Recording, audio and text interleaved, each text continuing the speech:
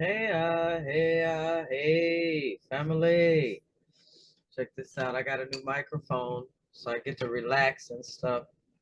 And I can switch this little button.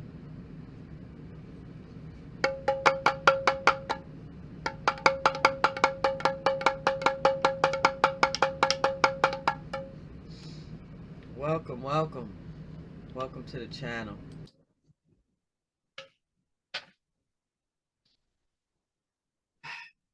All right. Now, I said in the last video that I was going to do a whole lot of talking in this video, and I want to. I want to take you all through the Megillah and show you about these Seraph artificials, all the way back to Adam and Eve. And that's what I've been doing. I've remade this video right now like 10, 15 times.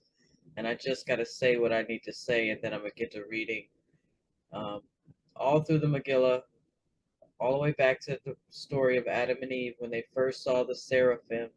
And the word seraphim is plural for seraph. I'll show you what I looked up on Wikipedia. It says in Hebrew, the word seraph means burning and is used 7 times throughout the text of the Hebrew Bible as a noun, usually to denote serpent. Okay, so seraph and the seraphim, and actually in the book of Isaiah, I started noticing all these sixes because in the Adam and Eve story, it does tell us that when they got to the border of Cush, there were these beings and they had metal heads, and that on their breastplate was an insignia of wings, and on that insignia of wings was the number 666. So as I started to look up this word seraphim, it mentioned that it's used in the book of Isaiah to denote an angelic being. So I went to Isaiah, and it's chapter 6, and in verse 2 it says that the seraphim, each one had 6 wings. That matches with the insignia of wings with 666 on the breastplate. And you go down to verse 6. So it's literally Isaiah chapter 6, verse 2 and verse 6 that talk about these seraphims. Okay. And that does kind of match, right? With what it said. And it said that the number 6 is the symbol of enslaved life. So this is like part 2 to the video before this one. The title is The Lady Clothed with Sun, Moon, and Rainbow. This is Magdalene's revelation to those of the era called the Last Days. And it's pretty heavy. If you haven't seen the video before this one, you're going to want to. I ended up going a few places to read about these artificials. It's in Enoch. This Enoch, the one from the Holy Megillah. Enoch talks about the 2 choices in this very moment that we're living in. Because if you didn't see the video before this one, that's where the Magdalene took Sarah Jalil to the era of the last days. And she said that this is the era of 2 great choices that must be made. Okay? And those 2 choices are talked about in the book of Enoch. You don't know, and you can watch the video before this one to get a recap on those choices. But right now, we ended on verse 68. We ended the last video. One of the last things that Sarah was shown in the part we ended on was these crafts coming out of the ocean. And they had on them, the craft that came out of the ocean had a red dragon on it. And then it disappeared, and then their orb, Sarah was taken to deep into outer space, and she saw that same craft with the red dragon enter into a larger ship that had a black dragon on it. So it matched kind of with what I looked up on this seraphim, because it does say that it's used 7 times in the Hebrew Bible, and that there's only this one time when Isaiah uses it to denote an angelic being, right? But then Isaiah later uses the singular word seraph to describe a fiery flying serpent. And using seraph like that, it says, is in line with the other uses of the term throughout the Tanakh, the Hebrew Bible. So it's always used as in regards to serpent. There was only one time, and I just thought it was so rare that this one time that it's used for angel, it's in Isaiah 6 and verse 6 with 6 wings. Like, come on, this is the mark that it tells us that mark. I just want to read that and then we're going to get to going. I'm so sorry. I've been trying to make this video shorter, but it really can't be that short. So in the chapter 9 of the Nazarene book of Genesis, verse 20, it says, this is when Adam and Eve went to go hear what noise was outside of Cush, and they walked for miles, and they got down there. It says, at the border of Cush were a multitude of beings with metal heads and long staffs of metal, right? And it says, upon their metal foreheads of the beings and upon their chests in the area of the heart was an insignia of wings, and on the wings was written the number of their master, which number is 666. For that is the number that symbolizes enslaved life. Okay? And these beings of 666 are called seraphim. So that's the same word, and that's why I went jumping around looking for where this word was used in the King James. But we're going to go back and just start reading right now because it's already 10 minutes in. And we got to finish. We got a lot to finish because the Lady Christ is about to drop some heavy knowledge on us about we're in school and we're in college. Wait till we get to verse 101. Okay, but we're at 68 right now. Recall the words of the sixth trump of Anwa, the prophetess. It is the purpose of the artificials who are Luciferians to wed man to machine, for it is their desire that over time man will become machine. And the key to this plan is like unto a magic box, and mankind loves the magic box and calls it friend. And from the magic box comes forth seeming miracles, yea, and great fun, and access to great wisdom. Hour after hour, day after day, mankind will sit in front of his magic box, not wanting to be separated from it. Then they will make it smaller and carry it with them everywhere they go.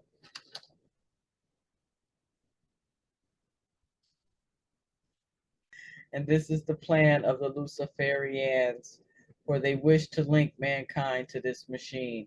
For this machine is like unto a brain, and all these brains will one day be linked to the master brain of the Luciferians. Yea, great good and enhanced efficiency will come from the magic box, but there is a line that should not be crossed. When man directly links his natural brain to the artificial brain, the line has been crossed. And when that line is crossed, know this, the sixth trump of the last days has been sounded. You guys should look into what Elon's doing, because the sixth trump of the last days has been sounded when that starts happening. And the time of the sixth trump will be a duration of years, for the linkage of man to machine will begin slowly and take time. Humankind will wiggle around in a spider web, being progressively wrapped up. Lo, at first it will seem a great blessing, and many ills will be cured, wherefore man will take step after step, not knowing where his steps are leading him. But the Luciferians of the hidden government beneath the mountain know, for behold, all of this is according to their plan. And the day will come when none may legally buy or sell unless they be linked to the master brain. So in the last video, we read from Revelations 13, where it also had this saying here that the day will come. But this is the revelation of the Magdalene. And it's also stated that the day will come when none may legally buy or sell unless they be linked to the master brain, which is the mark. Because in the last video, I'll just read it real quick for you, what the Magdalene said about this is the second choice, because this is the era of the two great choices.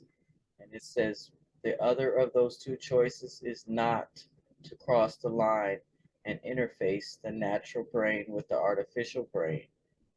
To do that is to receive the mark of the beast inside your head. In this form, it has many forms. That mark is a code written in your brain that directly links your thoughts to a regional artificial brain. Ask a question and an artificial brain will answer. I'm going to show you something real quick, because when I was doing my little digging and looking up the word seraph, boy, did I see that just in this Microsoft Bing, it does tell you that seraph is a burning one, and the plural is seraphim, and it says is a celestial or heavenly being. It literally called these burning ones celestial or heavenly beings. That's why this master brain is dangerous, because anyone who may not have had the opportunity to read the Megillah and or some of these other uh, things that talk about the seraphim, they would be inclined to believe that the seraph are celestial angelic beings, and they have this whole thing about angel archy or something like that. I don't know what it's called, but they even say that the seraphim are higher than the cherubim. Well, in the Holy Megillah, we've been told what's what, and that these seraphim have metal, just like what Lucifer wants us to do, and with this whole sixth trump, and the warning is all about to mate flesh with metal, with this machine, and have it think for you, is exactly what the seraph are. Okay, that's why it said that it's usually used to denote a serpent. All right, I just wanted to show you that certain places on the master brain, even in these Wikipedias, they're not giving us the full truth, the whole truth, and nothing but the truth. We're getting this mix. It's very cunning, of truth mingled with lies. Well, let's get back to reading. That's really what it is. I had to get comfortable to read this, because that's what this does. It does bring comfort. So let's go. Verse 88. Wait till you hear what the Magdalene tells us. And the naturals, who are those that refuse enhancement, will be persecuted. For lo, this is the time of which Enoch warned. Those words of Anoah are true, but can be avoided if humanity makes the right choice. I, Sarah Jalil, said, with the power of their flying crafts and artificial brains, yea, and having human servants that do their will, it seems that humanity will be overpowered. Jannah, the Lady Christ that came to earth as Mary I am, the Magdalene, smiled. She said, have you noticed that you and I, in our solar orb, have watched the artificial craft without any reaction from them? Behold, the Lord and the Lady have various forms of power that the artificials cannot conceive. Yes, they have human servants that do their will. Even so, we have human servants that do our will. Although what I am going to reveal now is beyond the scope of the artificial's ability to perceive. It is the truth. This entire world is simply part of the cosmic school system for the training of souls. Who'd have thunk, right? Listen, although the Lord Christ and I can step in and alter the situation with our powers whenever we choose to do so, our choice is to let our servants do as much as they can before we return for the great harvest. For lo, the great harvest is simply the movement of our disciples and all life forms that are ready to graduate this level, human and non-human, Nasarean and non-Nasarean, to a higher octave in the cosmic school system. Verse 101. If we step in too strongly too soon, if we give too much assistance before the final bell is rung, we will never know which of our disciples would have heeded our warning and refused to link their natural brain to the artificial brain. Neither would we see which of our disciples, as well as those of other spiritual traditions, would perform great works of merciful love in these hard times of planetary tribulation. In other words, this world is but a school, and all souls will be tested. When it is appropriate, we will step in and raise those that have passed the test to the next level of the great spiral school of life.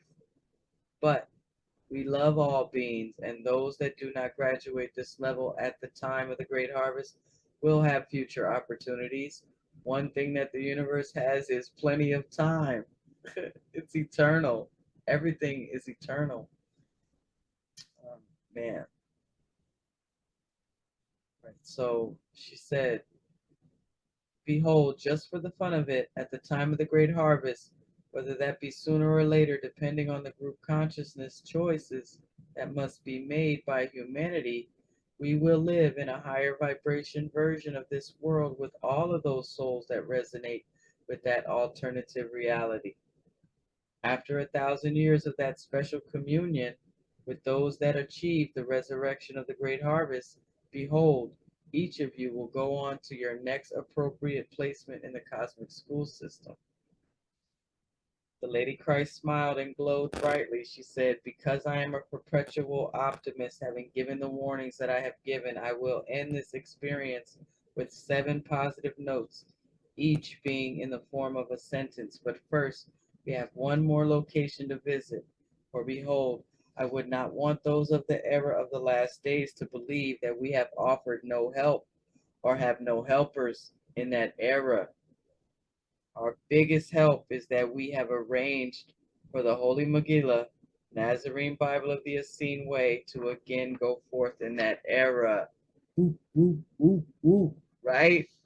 She says, if not for that help, behold, none that now read these words would have had that privilege.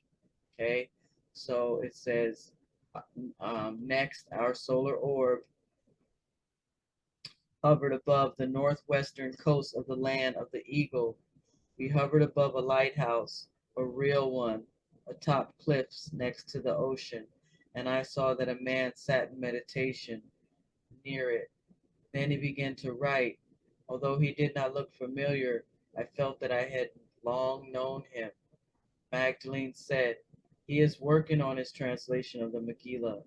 This is one of his favorite spots for this work. Do you see who, in an etheric body, stands beside him, giving him wise counsel? Sarah Jalil said, I looked with my third eye, and I did perceive his etheric helper, Sheba, formerly called Hanukkah, queen guardian of the scrolls. And then I knew who this man she counseled had been in his former incarnation. For, oh, this is the man spoken of by prophetess Anwa, the reincarnation of David of Alexandria. And this place is the one Anwa called New Alexandria. Magdalene said, I say to those of the last days, rally around the Holy Megillah Nasarean Bible of the Essene Way. It is all the help that you need in order to prepare yourself for the great harvest. Whether that harvest is in your current incarnation or another. Yea, I say to all that want to become a helper of the Lord Christ and the Lady Christ in the era of the last days. Become a true and trusted lover of the Holy Megillah. That circle is our circle in the era of the last days.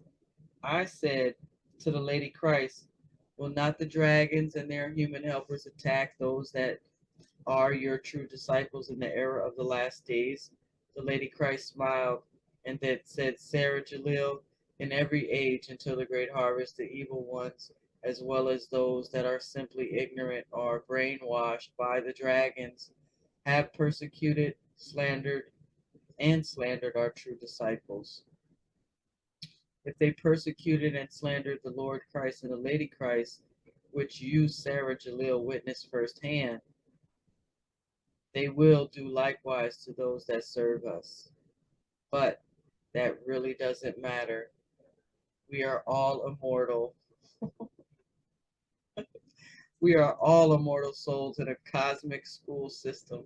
And if we remain strong in the infinite love light, even when abused by the forces of darkness, lo, we rise even higher. Fear not those that can kill your body or slander you. They cannot harm your soul or prevent your participation in the great harvest. The persecutors will spiral downward into hellish existence, and our true disciples will spiral up into the heavenly realms. The key thing is to not get sucked down into their lower level of vibration. Okay? It says, heaven is a vibration, and so is hell. Stay in heaven here and now, and you will ascend unto progressively higher heavenly realms. Regardless of how others of lower vibrations view you and treat you, be happy, dance in joy, and continue to love even those that slander you. It says, for that is the way of Christ consciousness, and you are called to be Christ-like.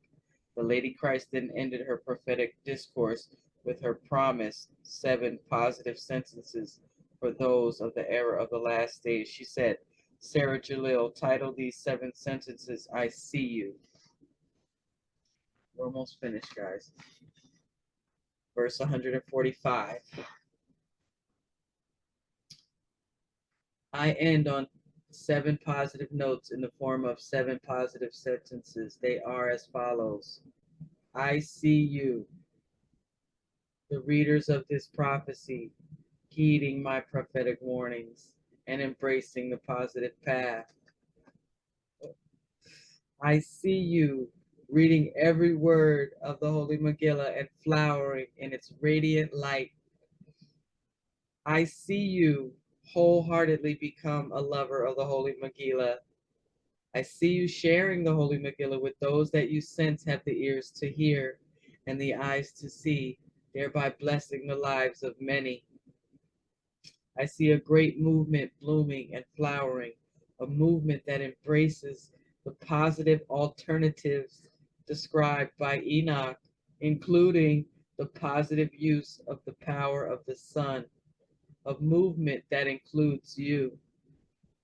I see that the positive movement will be based on the positive use of the power of the sun, as Enoch described, and will lead to the blessed possible future. I see that you, yes, you, will heed the warnings of the 6th trump and participate with other naturals to save your garden home and thus be ripe for the great harvest of the Lord and the Lady. Amen, amen, a woman. Yeah, guys, I was going to do a whole lot of talking and stuff, and I kind of did, but we're all done. And with that, and The Lady Christ, she sees us, and that's what's up, right?